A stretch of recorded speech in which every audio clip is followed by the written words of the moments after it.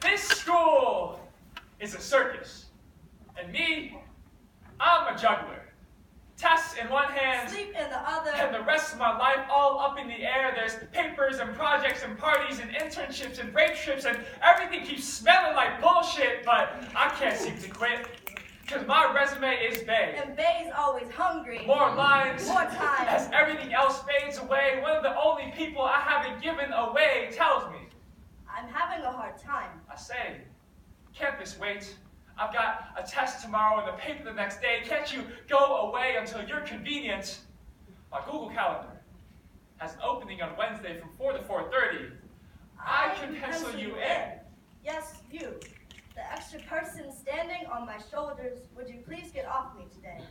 Depression should be factored into my GPA as a 24-credit class you pass just by staying alive, and society gives me extra credit for keeping it a secret, for keeping scars out of sight, for waiting until I'm alone at night to fall apart. I wonder, will my friends still look at me the same way if I stopped calling my therapy appointments? Meetings? If I told them I was sick, and my symptoms are much worse than a runny nose, maybe I'll tell them that my brain chemicals are as unbalanced as a college student's diet. Then again, it's always easiest just to stay quiet. When I said, girl, can you tie my shoes? You're just so much closer to them. Or, listen, your personality makes up for everything else. I meant, past the patriarchy. That your eyes have only reminded me of stardust. That your laughter is the soundtrack to my daydreams. I meant to say there are songs I hear only when you're around. That sound like power ballads and wedding bells and R&B beats all at once. I meant to say, I like you. But I didn't. Instead, I let the fireflies in my stomach burn me from the inside out. Let whatever acid was left over onto my tongue, into the air, into my words. Call it negative. Call it begging for attention. Call it masculinity so fragile I can't even be real to the mirror. These days, I just call it missed opportunity. In 4th grade, I often set the kickball flying over the school fence. Every time I stepped up to the plate, the boys would back up and wait to shower me with compliments like, you don't play like a girl. Back then, I took those words with pride. I could play. And Mom, I'm sorry it only took me a week to quit ballet. I guess I'm just too much of a tomboy. But now I know there's something wrong with being likened to a boy just because you picked up a different toy. No one explicitly says that like a girl means you run slow. But when boys joke that the W in WNBA stands for weak, and everyone laughs, women's self-confidence spiral like the football we can't throw, and I know it's often unintentional. But I learned early that masculinity is as fragile as the dolls I was supposed to play with. And I'm so tired of trying to fit this mold. It's already my first night at college when my neighbor says something along the lines of, bitches ain't shit but hoes and tricks. And I stay silent, then look my mother in the face the next day.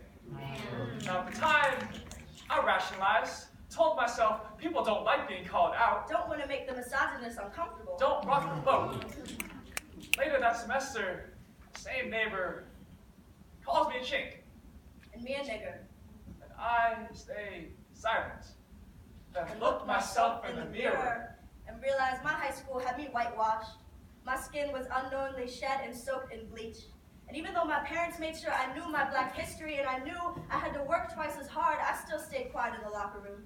Because saying nigga wasn't wrong if I was just singing along to a song. After all, my peers always told me, you're the whitest black person I know. Every time you tell your black friend they act white, you strip them of their heritage. Your opinion, generated from stereotypes that should have been lost long ago, banned. Dissolved like the way we outlawed how the master's whips would crack our hunts' backs, weighed down by heavy cotton sacks, yet the cards are still stacked against us. The silence starts early. With the first. Hush. We don't talk about that. It's insipid. Silence. Slithers into our cribs, slips into our mouths while we sleep, eats our tongues and replaces them. And we don't even notice the difference most of the time. Because it's fine. Most of the time. But there are times when our tongues are the most important organ we have. When we are only as strong as our voice. And everything depends on whether or not we can speak. That's when the silence strikes. That's when it binds our teeth tight together. And divides us. Using everything except what's supposed to matter. And we let it. Because it's easy. We let it. Because that's how it's always been. We let it. Because we've lived without Ghost Clock for so long we forget what it feels like to scream.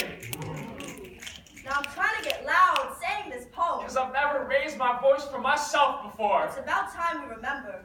What our tongues felt like before we swallowed them. What our voices sound like with the sound of. What it feels like. To finally Breathe. Yeah!